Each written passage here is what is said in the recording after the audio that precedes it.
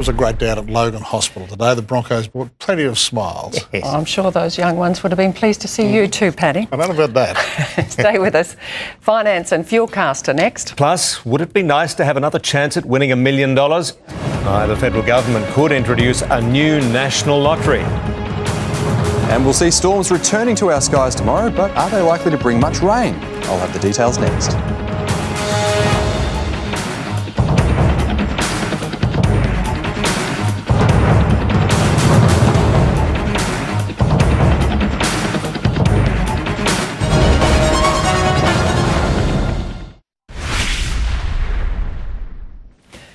Checking today's main stories now, and two alleged thieves are in custody, accused of leading police on a manhunt through Toowoomba and the Lockyer Valley.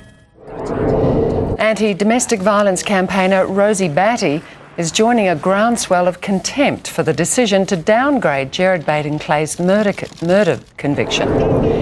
And speculation is growing that Paul Green has been offered the coaching job for the Maroons' State of Origin team.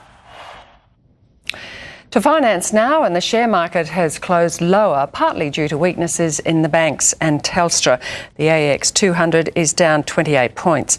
Shares in oil companies are beginning to recover. Oil Search is up 6 cents, while Santos rose 19.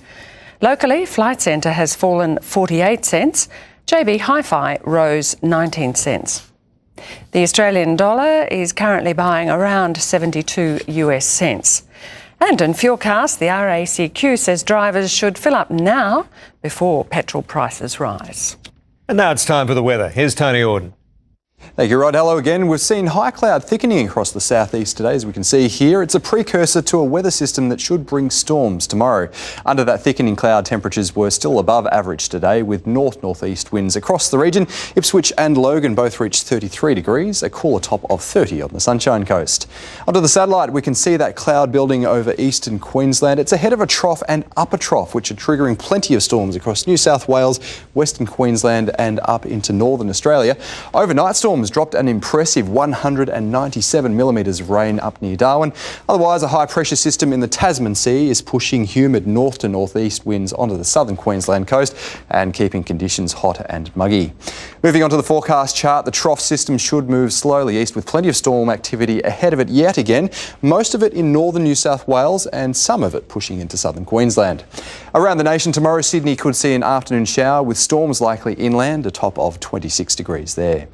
In Queensland, a possible storm and 38 degrees in Mount Isa, partly cloudy in Townsville, while Cairns and Weipa could both see a shower.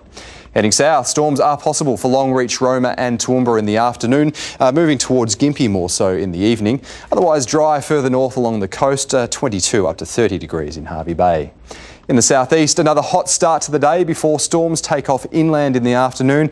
We'll see the odd cell, even some thundery rain approaching the coast late in the day. Severe storms are just an outside chance at the moment, 20 up to 31 degrees in Logan and a similar top on the Gold Coast.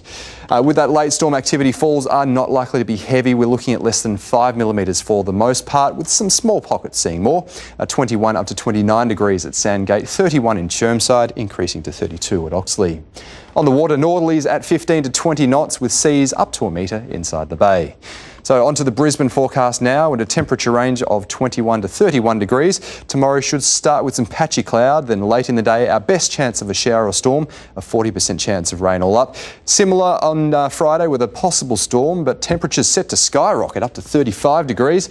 In Ipswich, the mercury should nudge 37 on Friday before a cooler change on Saturday.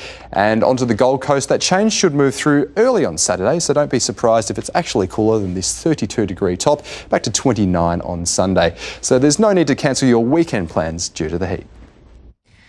Thank you, Tony. That's all from us this Wednesday. Thanks for being with us. Tomorrow on Sunrise, the new way to save thousands of dollars on your electricity bill. But for now, from all the team, have a very good night. Good night.